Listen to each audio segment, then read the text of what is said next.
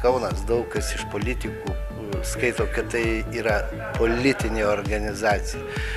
Noriu pabrėžti, Vieningas Kaunas nebuvo, nėra ir niekada nebus politinė organizacija, tai yra visuomeninė organizacija, į kurią mes priimsime žmonės, patys geriausi mieste profesionalai.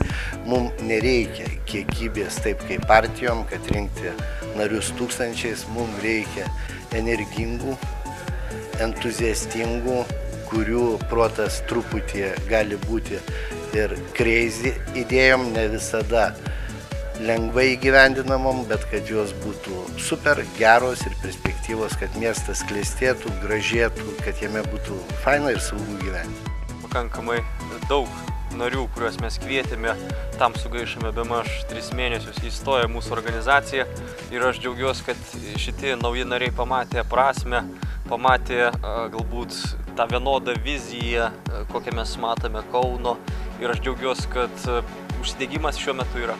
Kaunas išlieka mano širdį ir po kiek laiko atėjo matyti tą dieną, kada nusprendžiau pagal savo jėgas jam padėti. Tiesiog padėti